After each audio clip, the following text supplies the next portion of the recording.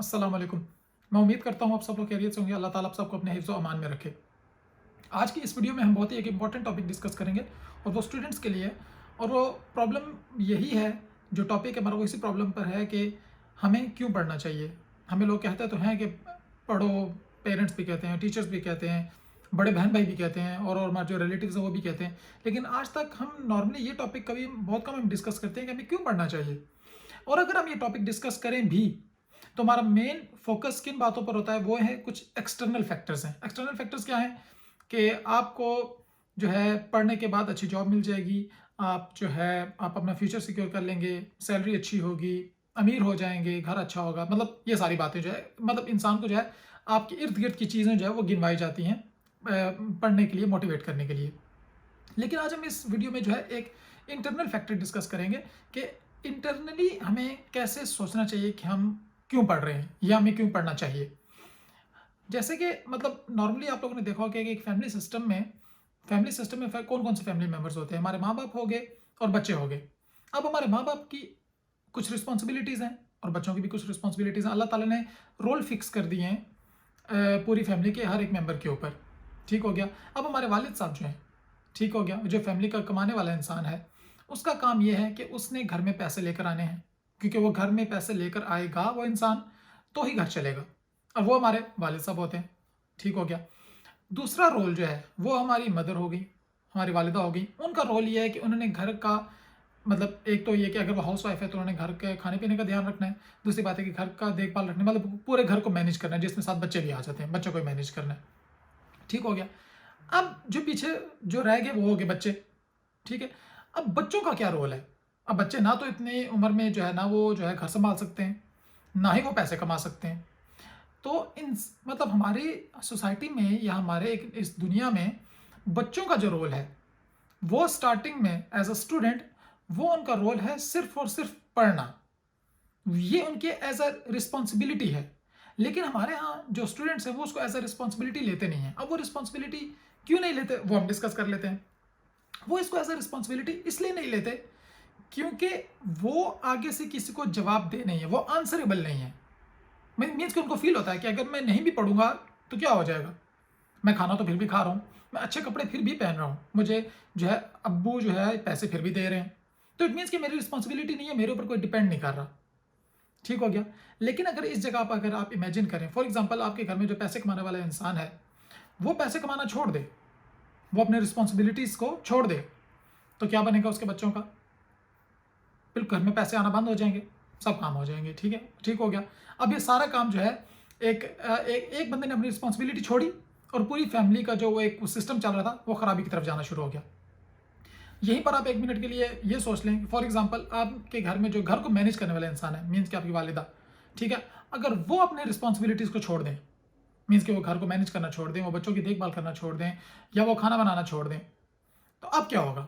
Again घर का सारा सिस्टम खराब हो गया। जब ये लोग अपने रिस्पॉन्सिबिलिटीज को नहीं छोड़ते किसी सूरत, ठीक हो गया, तो जो स्टूडेंट्स हैं वो अपने रिस्पॉन्सिबिलिटीज को, जो कि है पढ़ाई एट दिस स्टेज, वो अपने रिस्पॉन्सिबिलिटीज को क्यों छोड़ देते हैं।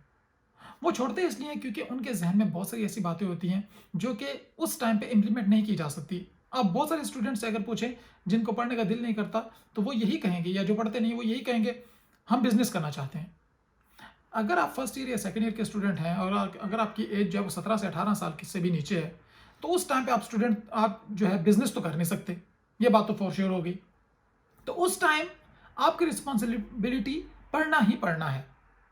हमें ये चीज़ सोचनी है, ये इंटरनली आप अकेले बैठ के सोचेंगे, ये आपको कोई आकर, या ना तो मैं समझा सकता हूँ, ना आपके पेरेंट्स समझा सकते हैं, ना कोई टीचर समझा सकता है, जब तक आप इस बात को समझने के लिए तैयार नहीं होंगे।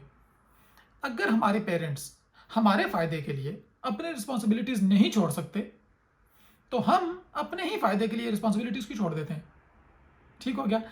लेकिन यहाँ पर प्रॉब्लम यह है कि होता ऐसे है कि हमें फील होता है, हमें क्योंकि हमारे पेरेंट्स जो है वो एक उनको अपनी रिस्पॉन्सिबिलिटी का एहसास है, उनको किसी को कहने, आपको कहने की जरूरत नहीं है कि अब्बू जान आप पैसे कमाएं, आपको ये भी कहने की जरूरत नहीं है कि अम्मी जान आप घर संभालें। वो हमारे कहे बगैर अपनी जिम्मेदारियां बहुत अच्छे से पूरे कर रहे हैं। लेकिन होता क्या है, क्योंकि हम उनके बच्चे हैं और वो हमें समझाते हैं पढ़ने के लिए, वो हमें कहते हैं पढ़ने के लिए, तो हमें ऐसा फील होता है कि शायद हमारे पढ़ने में उनका कोई फ़ायदा है, क्योंकि वो हमें बार-बार कह रहे हैं। लेकिन ऐसा हरगिज़ नहीं है। वो तो हमें इसलिए बार-बार कहते हैं क्योंकि वो हमारे पेरेंट्स हैं, उनका फ़र्ज़ है हमें कहना और उनको हमारी परवाह है, वो इसलिए हमें बार-बार कहते हैं। लेकिन हमें ऐसे फ़ील होता है कि हम उनको नहीं कह रहे, वो फिर भी अपना काम कर रहे हैं। तो वो हमें बार-बार क्यों कहते हैं पढ़ने के लिए? वो तो हमें इसलिए कहते हैं हमारी रिस्पॉन्सिबिलिटीज़ का एहसास होना चाहिए, जो कि हमें हरगिज़ नहीं है। अच्छा, तो मेनली चीज़ ये है कि जो जो लोग ये कहते हैं कि हम जो है बिज़नेस कर लेंगे, ठीक हो गया। अब बिज़नेस आपने किया, आपने किसी को करते हुए देखा होगा, आपने देखा होगा कि ये इंसान पढ़ा नहीं है, फिर भी बहुत ज़्यादा कामयाब है। अच्छा, पढ़ाई आपको मुश्किल लगती है।